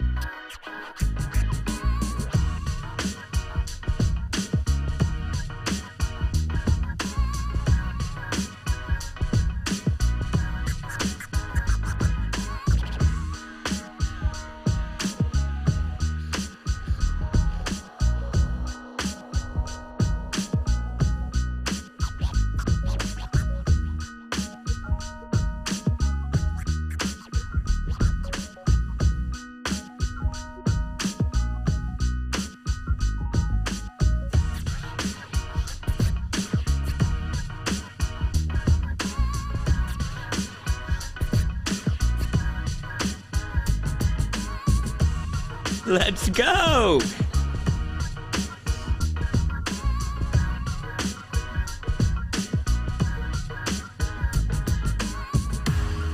All right, welcome back here to the Jordy Culotta Show. The Sting Senior stopping by in the break, dropping off gifts. Just got that signed 7 looking so crispy in the white. Whew. Thank you to Derek Stingley Sr., Derek Stingley Jr. for dropping that off this morning. How good does that look? That white 7. How good is LSU Baseball going to look next year, as they got more good news yesterday? Over the last 48 hours, LSU has learned that pitcher Devin Fontenot and Mikhail Hilliard is coming back, and yesterday, outfielder Gavin Dugas made it official as he is joining the veteran pitchers. He's returning to LSU Baseball next season. Look out, man, as the rich get richer. Dylan Cruz, Trey Morgan, Cade Doty, add Jacob Berry to the mix. How about a little Tyler McManus and Gavin Dugas, who batted nearly 300 last season, 19 home runs and 66 knocked in, coming back to Baton Rouge for his final season, and he's joining us here on the Jordy Culotta Show. Gavin, good morning. Congratulations. Good morning. I appreciate it. I'm glad to be back. Absolutely, bro. How? What was the decision on deciding to come back to Baton Rouge for your final season? How'd you get there? At the end of the day, this is a place that I wanted to kind of end up for the year. Pro ball is going to come one day, and by God's plan, it wasn't really meant to happen this year. And I finally decided yesterday. I talked to Coach Jane, and I'm really excited to be back on the team and getting ready to go. What has your conversations been like with Jay Johnson? We had a chance to talk to him last week. Very impressive in his stop by here in just a 15-minute interview. How about somebody like you who's been in contact with him for the last couple of weeks? What's your thoughts on LSU's new guy? Coach Jay is amazing. With the few meetings and conversations that I have had with him, I've kind of learned that he's ready to go. He hasn't stopped since he's been in Baton Rouge, and I love it.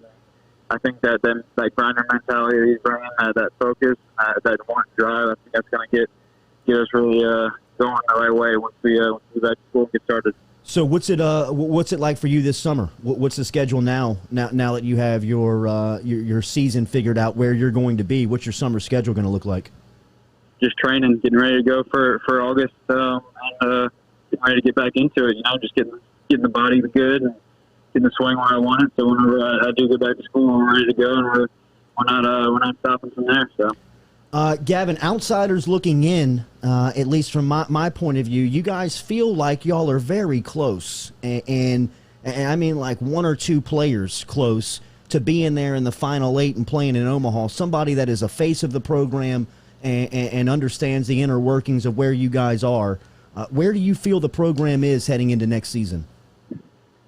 Listen, we always got good players. We have great talent year in and year out, and I firmly believe that. I do think this year we have a bit more talent on the roster. I think every year we have a chance to compete for a national championship. But at the end of the day, it comes down to how bad we work and how bad we prepare. And I think Coach Jay is going to be the man to do that for us. And I'm really glad we have him as the head of this organization. And I think we're going to do great things under him. It seems like all of these decisions kind of came like rapid fire. Have you all been in contact with each other or texted each other about, hey, dude, let's run this thing back. We got Coach Jay Johnson here. We have he's putting together this lineup. We have a serious chance for Omaha. Were you all talking together, or did you make the decisions individually? I'm sure there was a bit of individual decision in there. At the end of the day, I always hope you guys do what's best for themselves. And I personally see that coming back for everybody is the best option. And I hope that at the end of the day it will be, and I'm going to do everything in my power to make that the best option. Gavin Dugas joining us here on the Jordy Culotta Show. Gavin is headline news this morning as he made the decision over the last 24 hours to return to school. A Bayou native. He is down on he's on Twitter at Gavin_Dugas04 is where you can find him. We talked a little bit about Jay Johnson. Give me your thoughts on Paul Maneri, a guy that brought you in, recruited you, and coached you for your first part of your college experience, and so well respected in college baseball. What's Coach Maneri mean to you? Oh, I love Coach Maneri to death. He's made a major impact in my life. He just brought me to be the man that I am today at this point in my life, and I couldn't be more thankful for him.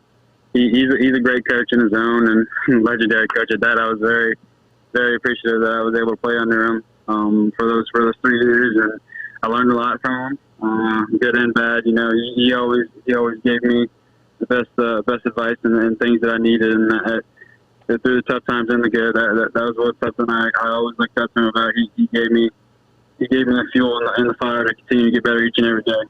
I saw that you retweeted Tim Elko's social media post where he's coming back to Ole Miss for another season, which means that the SEC is going to be loaded again. Gavin, can you give us just a little insider's peek to how competitive the SEC is? We see you guys playing every weekend and see, you know, 2 conference teams playing for a national championship. As somebody who is a competitor in that league, how tough is the Southeastern Conference in baseball? It's the best conference in baseball. That's all you can really say about it. You know, it's the best competition around. You come in every day, and it's a national championship every weekend series that we play. And I think that's what's really important for us going on the SEC play. It prepares us for the year when we get into the NCAA tournament. And just a lot of good players, and it's a great conference to compete in. Have you had a chance to meet the rest of Coach Johnson's crew, whether it be Jason Kelly or Coach Fitzgerald and some of the other guys that he's brought in from a staff standpoint? And if you have, what's your overall thoughts? I've actually met Jason Kelly.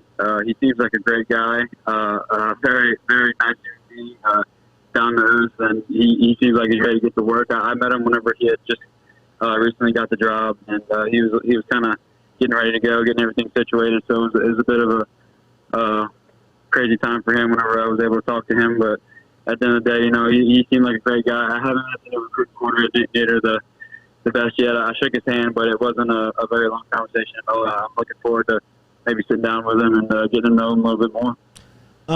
Gavin, you got that nice chin, bro, but it looks like you could grow out some facial hair and that you could grow a full beard and mustache, which we in the media make a really big deal out of that. And when Coach Maneri lifted up the facial hair rule last year, we were celebrating that. Do you think that this is going to? Do you think you guys will be able to grow the facial hair? And if you could, under rules with LSU baseball, would you go full facial hair? Well, for me individually, it's a little tough to get the facial hair going. But I don't know what Coach J's rules are on it yet. But I'm sure that he's pretty non-strict about it. We'll see. But I'm sure you'll see a bunch of LSU baseball players rocking beards this year. Gavin, congratulations on your decision, man. A lot of people in and around the state of Louisiana are fired up to see you back in the purple and gold for one more season and making a championship run at this thing. Best of luck, and thank you for your time. I appreciate you. Thanks for having me. You got it, man. There is Gavin Dugas checking in this morning as he made the news. He's coming back. Check him out on Twitter at Gavin_Dugas04 is where you can find him. LSU baseball is going to be loaded. Need some arms. It is. A couple more arms. I mean, did I see that they picked up another one from Southeastern? A lefty. Yeah, a lefty. That's good numbers. Yeah, nice from Southeastern, right? Yep. So we will we'll see as Coach Jay Johnson continues. Trey Schaefer was the newest addition to. There's gonna be some tough to LSU conversations going on this week. This week, and I guess even continued even to up until that August deadline. Like Will Wade said, I mean, compliance is on his ass on who's the final roster going to be, and he said it doesn't have to be handed to you until the first day of class, and it looks like Jay Johnson is handling that the same way. He'll even have more time. He'll even be able to turn it over at Christmas. After fall ball, he'll be able to set his schedule or set his roster. Now I don't know how many guys you can find, in the first semester in baseball that can jump aboard and play, but he's still going to be making decisions up until Christmas. Yeah, I don't know how many more people he could bring in. I would think it's whittling time. Yeah. No, I know it's decision time. It's conversation time on who's out. God, what a bad day. Breaking the news on Christmas. Well, you were talking about the way Pat Riley did it earlier. This was off air, but the way Pat Riley broke some news to Garrett Temple, and that's the mark of a good coach. The way that you can let somebody down when he had to cut him from the Heat, and he was saying, "Look, I don't want you to think that this is the end. Like, you're going to make it in the NBA. Don't worry about it. I just can't cut you because we ain't got the money." Yeah. So I think that's the mark of a good owner, good coach, is the way that you handle that conversation, because it's going to have to be had with somebody. Yeah. Not to Ari Gold paintball. You're out. That's another way to handle it. I don't mind that way either. So good stuff from Gavin Dugas. Looking forward to watching LSU baseball as they get prepared for another run here. As Dugas is coming back, and you see all those guys that are coming in and transferring in, and will be back for another season. So, congratulations to the crew and Jay Johnson for getting more good news. It has been a flurry of good news since Johnson. I know that they were rated by the draft, where they had a couple of pitchers and a couple of catchers taken, like Hunt talked about yesterday. But to be expected, I mean, I guess it wouldn't be a summer draft in the MLB if you weren't hit a little bit. Yeah. If you're LSU, something right. Yeah, if you're LSU baseball, you expect to lose some cats. Absolutely. But good news on Dugas coming back. All right, thank you for everybody for being involved here today. Thank you to the squad for getting us going this morning after your boy overslept down in New Orleans and had to haul ass in. Yeah, police escort in. Just drafted a couple of state troopers on the way in. Glided in. Yeah, amazing. we'll see. What is that? Where are you on the count of that? Of how many times you've been late to a radio gig? Second. 2? Really? Second. This is only your second? I've never missed completely. I've overslept to a point where I've walked in for a 7 a.m. start at like 6:55, which you might as well not even come in because you're so flustered. That counts as you're being late? Well, I was late because, I wasn't prepared, and you knew I wasn't prepared as soon as I opened up the microphone. And, you probably should just stay home. I recall that T-Bob came in one day and got in at like 7:02. Right? So, we had just got on, but he was just running in. And looking back on it, we probably just should have sat it out. Not the show, but him. Because it was such a ordeal of getting him situated and comfortable. Before you know it, you're an hour in. And same goes for me when you show up at 6:55. Now, if you can come in 15 minutes late like I did today and understand that, look, that's just the way it is. You sit down and pick up the show and never, not everybody's flustered like you would be if this was 5 years ago.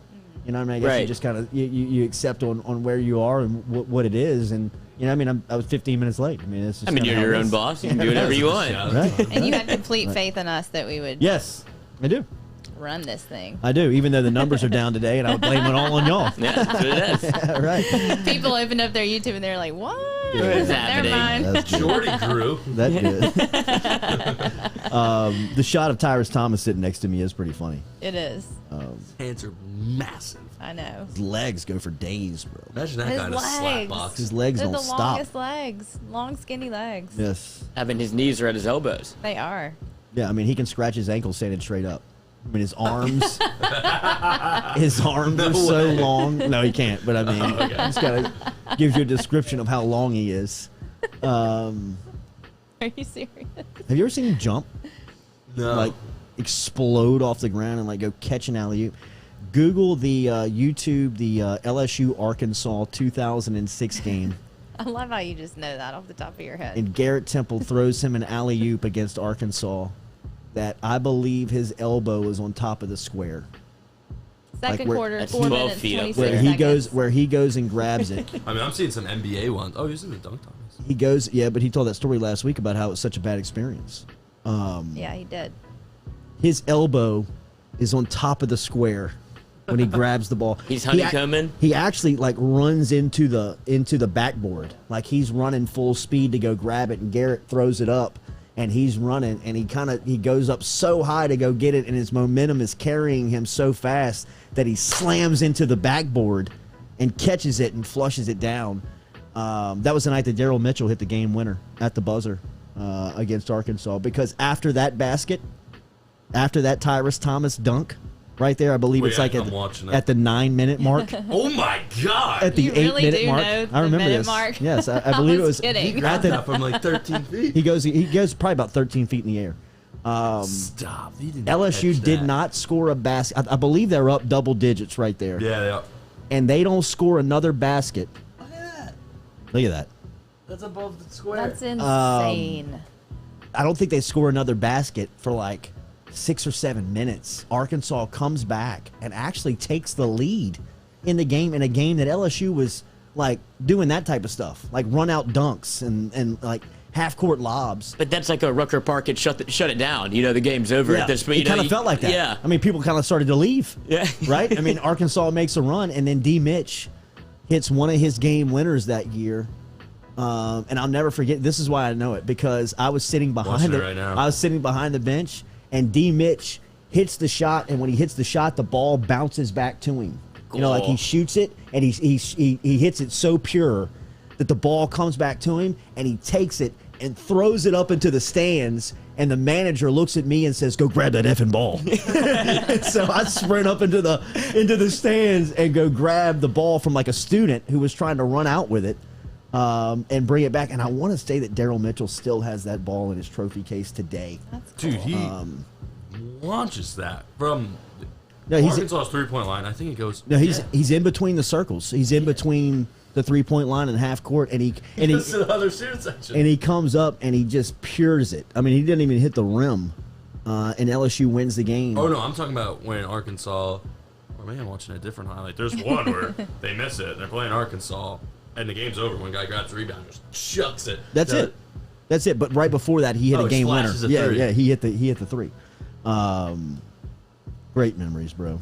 Great memories. Do you think that Naismith ever even envisioned that at Tyrus Thomas? No. Like 10 feet probably seemed so high at the time. They're like, they'll never be Naismith probably never envisioned Wilt Chamberlain. Yeah, they'll never be able to touch it at 10 feet high. What are you all talking about? The size of the court? Yeah. I mean, they've got to extend the size of the court now. We see it all the time. I mean, when you have Giannis and like Chris Middleton out there on one team, and the amount of space that they take up when they decide to sprint and get outlet passes and catch and get up the floor, I mean, it's just not big enough. I mean, the floor is not big enough for these athletes. What was it, 94 feet and what? What was the width? 22? No. It's 94 feet and something. Do you make it wider or do you make it I would longer? make it wider. I think wider for sure for the corner threes because they can't 49 feet wide? You can't even shoot threes in the corner anymore. No, you can't. CJ, that's how Russ did it. They have their shoes so big, they catch it on the your sidelines. heels. You got to shoot it off your toes. Yeah. I mean, because if you the same width as a high school. right. I mean, it's the same size as a high school floor. I mean, I know that a 100-yard football field is 100 yards on every surface, but I mean, that's a different space. It's just so much more space. With so much more space to work with, and you don't need more for professional athletes to run around out there. The floor compared to high school basketball players, compared to pro basketball players, the floor is not big enough. I mean, it's not big enough to hold those guys. It's not big enough to not hold them, to contain them. I mean, really, they can't play within that structure because it's just too big. I mean, they're too big. They're too athletic. They cover too much ground. I mean, when Giannis runs, and I've seen this in person. I've seen LeBron in person catch an outlet pass where the rebound comes under his own rim, and he's curling back in from the perimeter and catches the ball like what would be on his own free throw line or the opponent's free throw line, and he's catching it moving up the court. So like the rebound comes down and some guy just outlets it to him, and him moving up the court. So he's catching it like this. And I've seen him get from free throw line to his rim in 3 dribbles. I mean, think about that. But that's kind of why I like it. That's ridiculous. It's just because it's something that you can't even fathom. Like, I definitely can't do that. LeBron can't get. LeBron's one of what? 10 people that can probably get rim to rim in 3 dribbles. I bet you Giannis could. Yeah, Giannis does all the Giannis That's can why. do it. Yeah, that's my argument. I would say that's why you don't make it longer. I don't think you make it longer. There's no. I don't think you make it longer. I don't think the width is the problem. Mm-hmm. How wide the court is, to me, is what needs to be expanded. But I mean, even to see somebody, an athlete like that, move 94 feet in 3 dribbles. That's Think about insane. that. That's a horse move. 3 dribbles to catch and get from one end of a basketball floor. Now, there's 2 steps that he's not dribbling. Yeah. Right? I mean, he's catching, boom, boom, boom, step, step, dunk.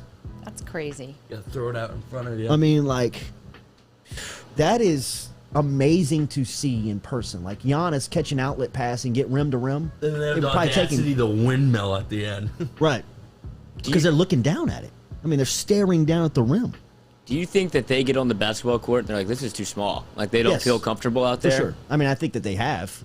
I think that certainly, I mean, you bring like a Team USA squad together, or you bring, to me, the Bucks are huge. Like guys like Lopez and Middleton and Giannis. I mean, Portis is tall. That is a big-ass team, man. I mean, just guys that can cover a lot of ground. And if you spread them out, it would be like LSU's defensive backfield in 2011. I mean, think about that. They covered every square inch of the field because of how athletic and how fast they were. You could put two corners on the outside. Who was a corner opposite Mo Claiborne? Was it Thorold Simon? I was about to say Thorold Simon. Thorold Simon. Think about him. So he's 6'2", and long. He's kind of built like Tyrus. He's kind of Tyrus 2.0. Yes, he's the Corey right? Raymond protege. I mean, Tyrus is 6'9", Thorold Simon 6'3", but they're built just alike. Morris Claiborne was long and lean. Tyrann Mathieu, Eric Reed on the back end. I mean, say those athletes out loud and think about how much space and how much ground they could cover. I mean, they could cover every square inch of a football field just by running. You know what I mean? Just like making their mind up to run. It was kind of like the Legion of Boom before the Legion of Boom. The way they had that thing set up with Eric Reed on the back end, and then you have Honey Badger just lurking around, and those two corners were locked down. It was such a good. I mean, we talk shit about Les Miles, and I don't want to give him credit, but because that offense was so porous, watching that defense just got you. He had no rock idea hard. how good Matthew was in recruiting. He had no idea. He fell ass backwards into so many guys that it was, and he would lose the guys that he would go over. You know, like that he would try. I mean, Landon Collins was laughing at Les Miles. If you've ever read the book Meat Market, Bruce Feldman's first book, where he follows Ed Ogeron at Ole Miss and follows him during that recruiting cycle, one of the best books I've ever read. Really? Joe McKnight is the #1 recruit in the country. USC, right? Out of New Orleans, out of John Curtis. He's the #1 recruit in the country compared to Reggie Bush. He's the next Reggie Bush is what they're calling him in recruiting. He's in LSU's backyard, and as McKnight is telling the story to Bruce Feldman through the Meat Market book, LSU has got zero chance at getting him. Zero. He's telling a story about how LSU is sitting outside the locker room of the state championship, and he tells a story by saying, I'm laughing in my locker, saying, look at LSU, Larry Porter, and Les Miles thinking they got a chance out there. Laughing him out the building. I mean, they have stories of him walking off the field singing, I ain't going to LSU. Like, he was like singing to the crowd while they were all chanting LSU at him, and he was laughing at everybody. I was at that game. Really? So unbelievable. He was so good. He was. He was great. Really? Rest in peace. Yes. He was great. The Hoover highlight alone. He won the game. Must-watch television. So, have a great Tuesday. Have a great Wednesday. We are back with you on on Thursday. Did you notice the signature you got on this one? You got the name, image, and likeness. You got the new one. New sig. Let me see that. See that jersey? With caution. Is that a good or bad? It's great. That'd be one of the first, huh? That's what I'm thinking. What does it say? Wow, D-Sting 7. You see that? Yes. You see the 7 signature? You see the 7 built into it's the better. S? Wait, better than his old one. We've got the comparison right there. It's close. It's because it's 7. Close. So we're going to put the 247 up. We'll have the 24 on top. We'll have the 7 underneath. We're bumping Chris Jackson. Mahmoud he'll be visible somewhere. He means too much to the room. Means too much to the show. Yeah. Thank you very much to college football's best player, Derek Stingley Jr. for his support of the show, and Derek Stingley Sr. for making that happen for us. We are fired up about that. And did we say D Sting is confirmed? He's going to Hoover. Derek Stingley is going to Hoover alongside Austin Deculus. Will be in Hoover. So we will be there on Monday. And the way that we will handle our coverage is that the crew will be back here. I'll call in from Hoover, which nothing will be happening in between 7 and 9. But we will just kind of give you an idea and lay out the day. And then from there, we'll get a ton of media. We'll get video. We'll get interviews. We'll get stuff. We should stay live throughout the day or go live when LSU is live so we can kind of report back and see if we can't throw people on. But we will have a plan and we will have coverage for you for SEC Media Days on Monday. So turn your alerts on the YouTube. Click that bell. Should be on already. Yeah. So if you haven't already, click that bell. You'll know so you'll get a notification when we go live. If we're going to be sporadically throughout the day, it'll help you be able to keep up with the content. Golly, Chandler Ryan talking about that defensive backfield in 2011. We forget about Ron Brooks. Ron Brooks was drafted. Didn't even play. Didn't even start. Top nickel. 10 most underrated LSU Tigers maybe ever.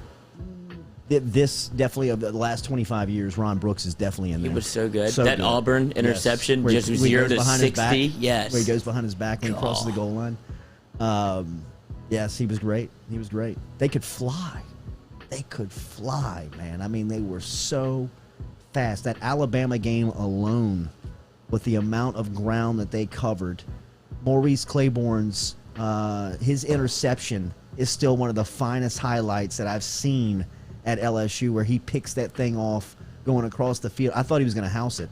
I thought he had to if we were going to win the game. If LSU was going to win, I was like, also, we have to have a pick six. Remember when Russell Shepard fell on his ass right before halftime when Jordan Jefferson hit him? He's backing up. I mean, I thought to myself right there, they're going to get beat because he didn't score. Yeah, that's how tense that game was. It was. It's like if you could score one, if you could steal a touchdown, you're going to win. Even the second game. I mean, I know that second game was terrible, but I mean, it took Trent Richardson until like the end of the third quarter to score. To get going. Yeah, I mean, that defense, that the offense couldn't cross midfield, and the defense was still keeping them in it. And they were on the field for so long. Ugh. Just when you thought you couldn't hate Les Miles enough, you left there that night hating that stupid son of a bitch even more. I mean, I feel like you had popular consensus that Mettenberger should have shed his red shirt that night. Absolutely, 100%. Just go out there and throw it. Just go get it, man. Go try something new. To watch Les bang his head into the wall and run that toss dive bullshit. How painful was work the next day? For 3 hours. Oh, it was the worst. Nothing was more funny, though, than going into the post-game press conference and Bobby Hebert lighting Les Miles up. It was T-Bob's last game. Bobby Hebert had a little sauce in him. And unhinged. It was unhinged. Just, what are you looking at? What made you think that you could show up tonight and be competitive with that plan? I mean, almost got to a point where I believe Bobby said to him, Coach, we can get on a chalkboard if you want and talk ball. You know what I mean? Like, he was kind of, because Les was talking to Bobby, like, kind of like over him. You know, and Bobby was like, Les, we can get on a chalkboard and we can go play for play all night, buddy, if you want. I forgot more than you know. And I'll run circles around your dumb ass. You know what I mean? And Les, like, fixing his hat and drinking his water and putting his finger in his ear and, stupid dumbass, man. Just the worst. The all-time worst. Doesn't it hurt more that the whole entire week, or the story that came out after the fact, was that they had a different game plan going in? They had a game plan that they had practiced for 6 weeks, and Les blew it up 72 hours before the game. I mean, to give you an idea of how incompetent. Any logic behind that one? Just that he thought he didn't trust the fact that they could go in there and beat Alabama like that, but he trusted the fact that they could go in there with the same game plan that they took to Tuscaloosa in November and try to re-implement that in the national championship game, and Nick Saban would have no clue. Like, that's how just dumb. Moscona and I were the first people in the building for that national championship game. I'm telling you, we showed up 3.5 hours. They were still painting the field because the Saints had played a playoff game the day before versus Detroit. So they were taking the Saints logos off the field, and they were putting down the BCS logo in the midfield and painting LSU and Alabama in the end zones. And we were there 3.5 hours, 4 hours before kickoff, and just kind of waiting on it, sitting there and waiting on it. Finally, LSU shows up, and Les Miles walks out into the middle of the field, and he is looking around with this dumbass look on his face with his mouth open, and he's got his camera out, and he's looking all around and sees all the suites and sees all the things set up. And here comes Saban walking in. And you can tell Miles sees Saban walking at him and kind of gives him a head nod, kind of like, you know, like, hey, yeah, what's up, man? And kind of takes 2 steps towards him as if they're going to greet one another. Saban never even picks his head up to acknowledge Miles. And I'm telling you, you can ask Moscona. It was just me and Moscona sitting there, but Matt and I were sitting on the bench, you know, what was LSU's bench, just sitting there and looking at Miles and just kind of bullshitting and talking. And Saban, it was unbelievable, circles around Miles like a shark.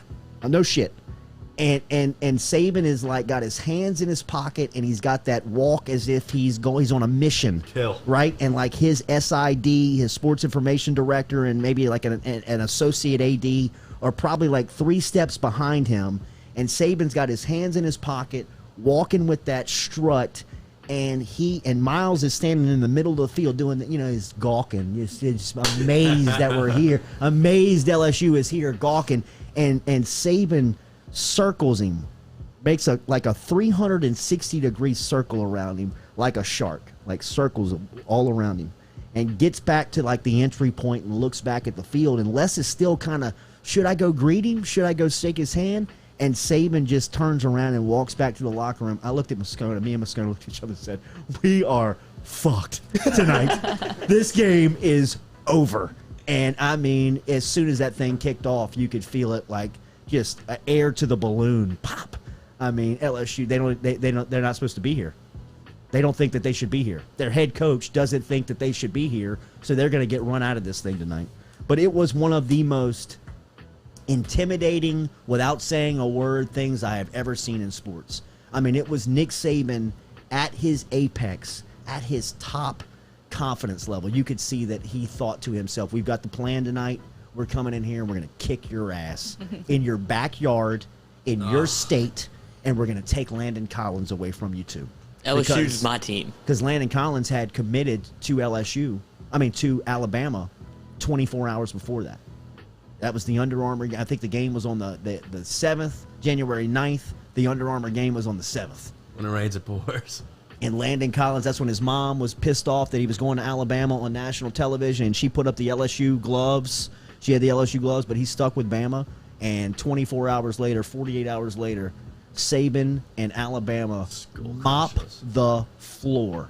I mean, just skull drag Les Miles and LSU in the Louisiana Superdome for a national championship with Les's dumbass game plan where he thought he could roll out the same plan he beat him with in November just about a month and a half later. The only reason it worked in November was because it was a total shock. Yeah, because you shocked him. Jarrett Lee was in line to was going to be the SEC, probably first-team All-SEC quarterback until the Alabama game, and so he throws 2 picks immediately, and I don't think he can look at the color red anymore.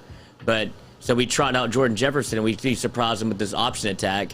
And for Les to think, like, you know what I'll do? I'll do the same thing again. And Nick Saban watched tape that night, goes, if he does this again, we're ready. Like, it wasn't that hard to defend. It was the fact that he didn't know it was in the game plan the first time. The second time, you have to be a fool. Yeah, it was Les Miles, bro. I mean, what are you going to do? Guy's as dumb as he looks. Maybe dumber. All right, that is it. Daily, we're brought to you by Go Chevrolet. We'll be on time tomorrow morning, 7 a.m. Thank you for sticking around and hanging out with us this morning. Check out all of the podcasts are brought to you by RMB Builders, and get all the information online at jordyculotta.show.com.